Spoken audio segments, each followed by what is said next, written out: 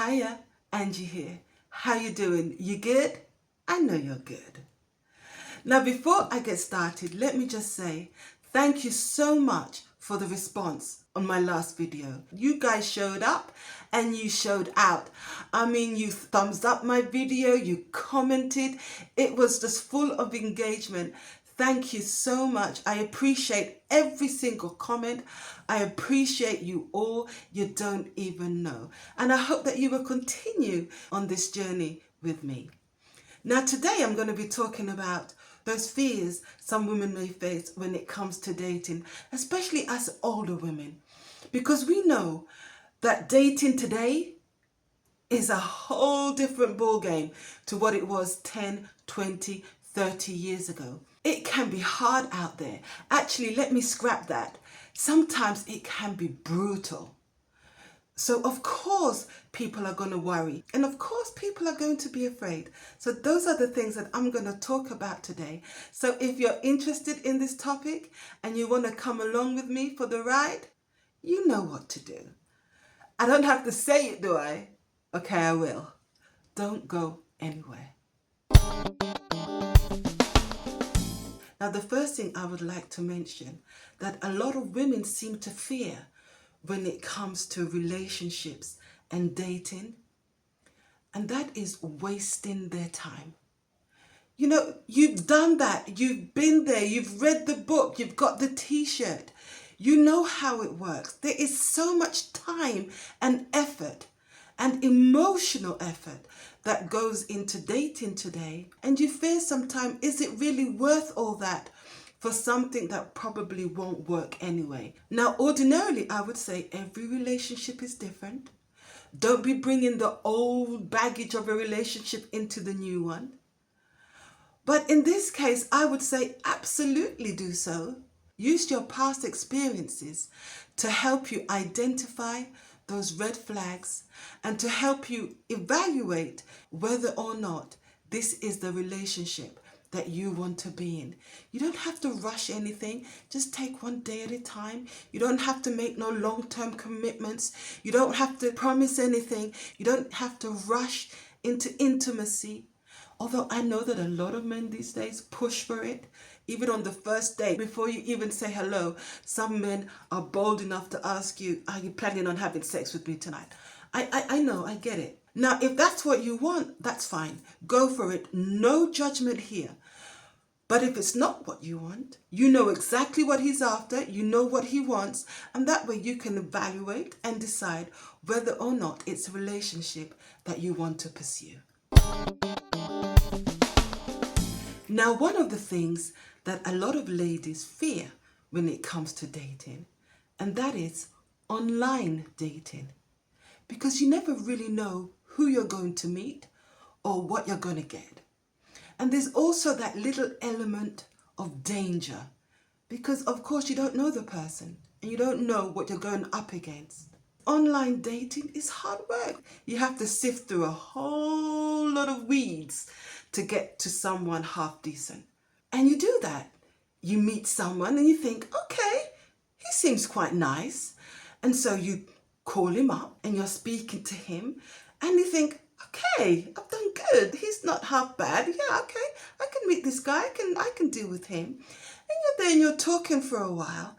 And then all of a sudden he says, what color are your panties?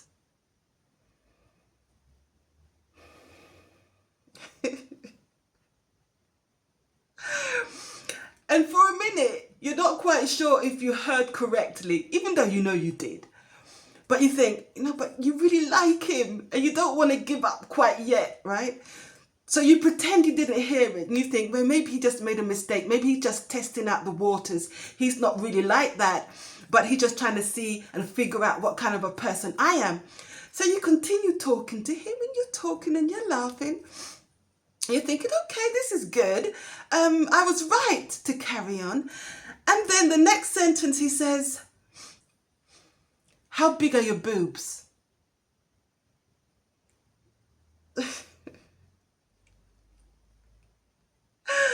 And it's like, okay, oh hell no. I can't ignore this one. Here we go again. And it's tiring And it's annoying.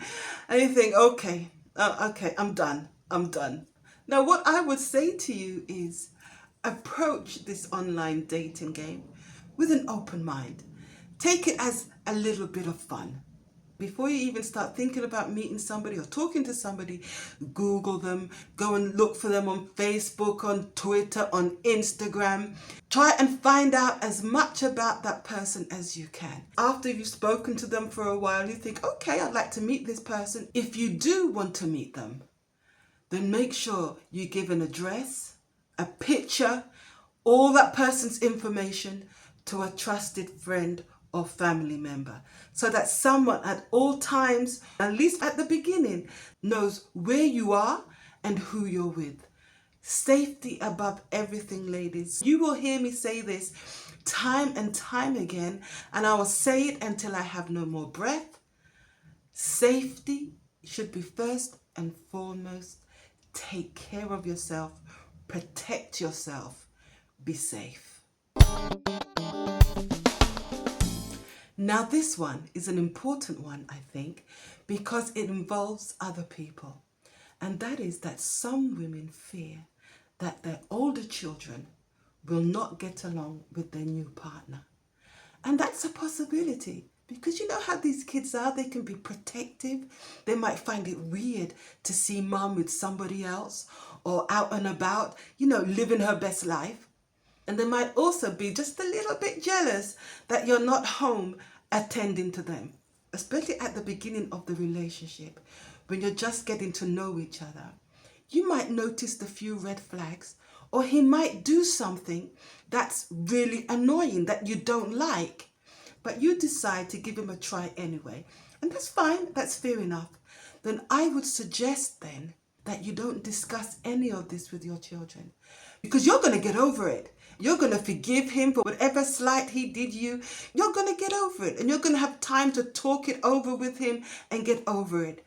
Your children, on the other hand, won't. It doesn't matter how big they are.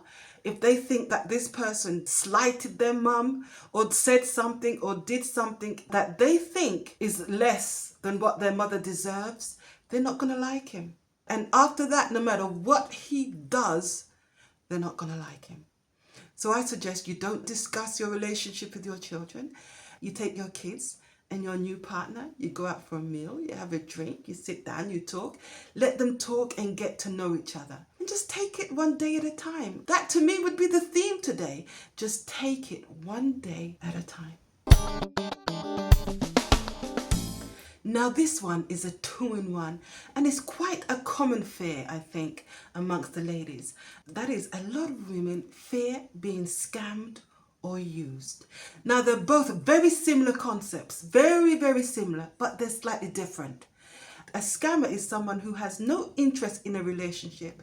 He will lie about his identity and about his circumstances, all for the purpose of getting money from you. It's fraud and it's criminal. A user, on the other hand, may even be in a relationship with you, but he's there to get resources from you. And that is to have a roof over his head, to have food in his stomach, to have access to a car, and also money. This, though, on the other hand, is not criminal. As far as I'm concerned, it should be, because it's just as despicable. But it's not criminal. It's more of somebody who's not caring, who's just a horrible, nasty person, basically. But it's not criminal. Ladies, I would suggest to you, don't be discussing your finances with anyone that you don't know. And please don't be giving money to people that you don't know. After they've spun their story and they've told you their hard luck story, you can have empathy and you can say, you know what, I'm really sorry to hear that, but don't give them jack, okay? Now, another thing I think that some women fear, and that is starting over again. And by starting over again, that just means telling someone, having to teach someone new about you.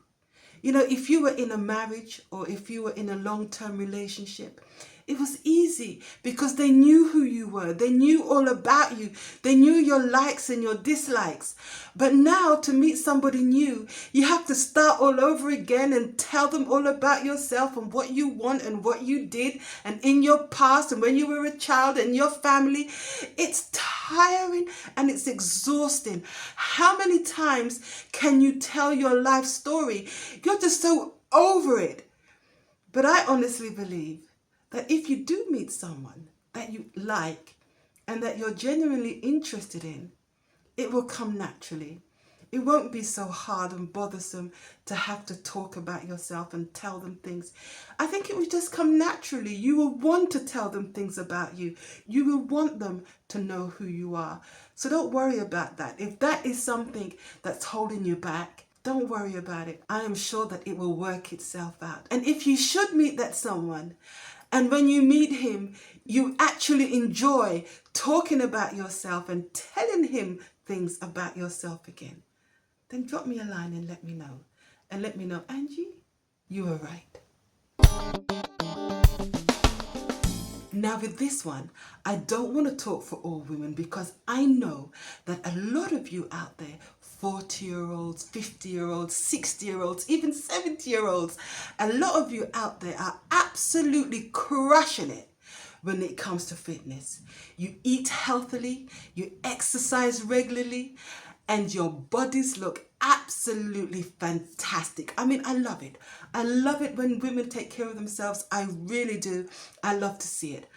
Me, on the other hand, I'm not where I need to be.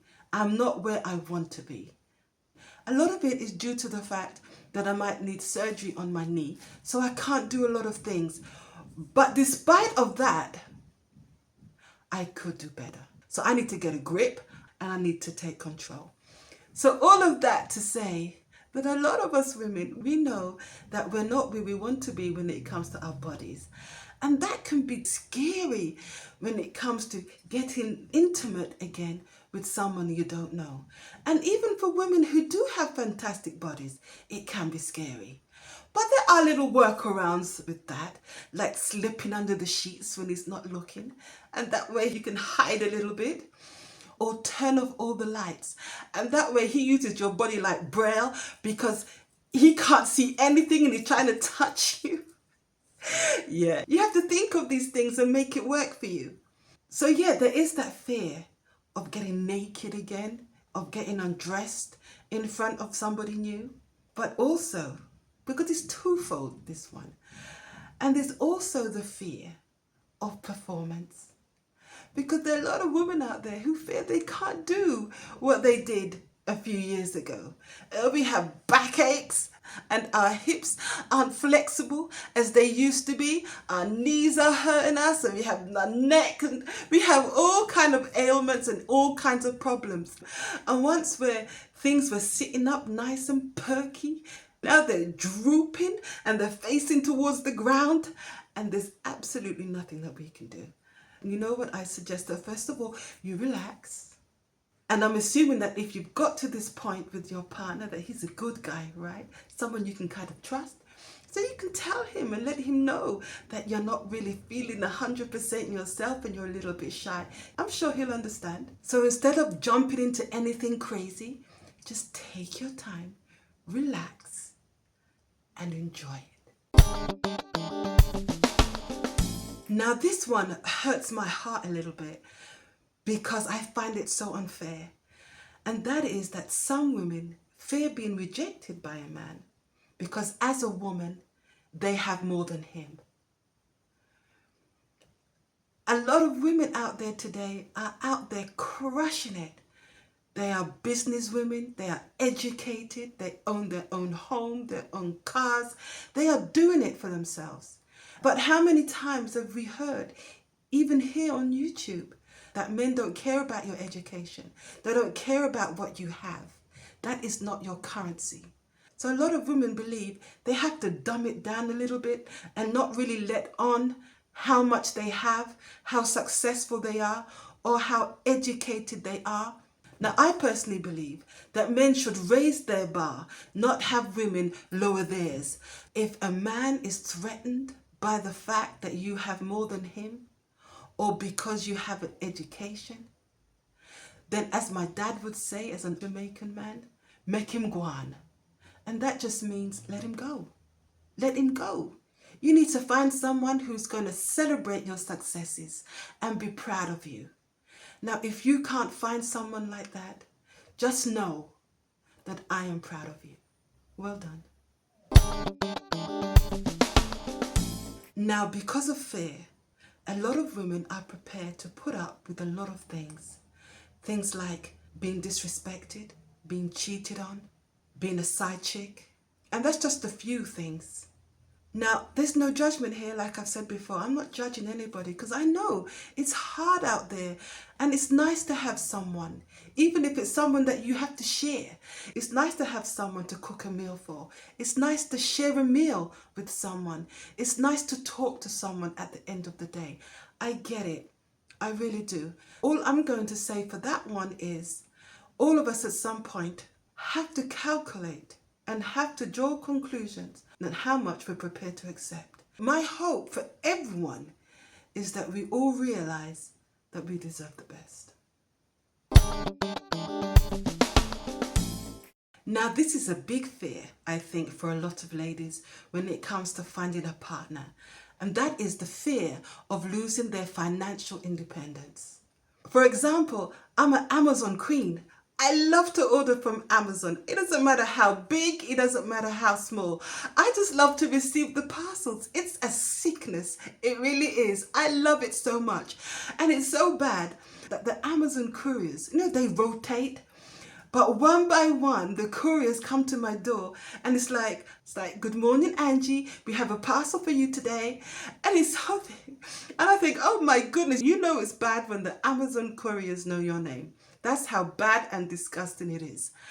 And I would have a really hard time if someone was to say to me, you know what, Angie, you need to cut down on the Amazon shopping. It would be such a big deal for me that I would have to reevaluate the whole relationship. So yeah, I get it. To lose financial independence is a big deal. Now, I know that you know to keep a separate bank account. And I'm not suggesting that you be secretive or lie to your partner, but you don't have to tell all your business. You don't have to tell how much you earn or how much you have in the bank. Now, this last worry, this last fear is something that I think quite a few people might worry about. And that is they fear that they are going to become a nurse or a caregiver to their partner. And nobody wants that. It's one thing if you're with someone for a long time and they get sick. Of course you're going to help them. Of course you're going to care for them and be there for them. But to meet someone who's ill and sickly or needs a lot of attention and they expect you to cook for them, to clean for them, to care for them, get them to take their tablets and clean them up and do all of that, it's a lot. If your heart is that way inclined, then good for you. I don't know if mine would be. I hope you enjoyed this video today.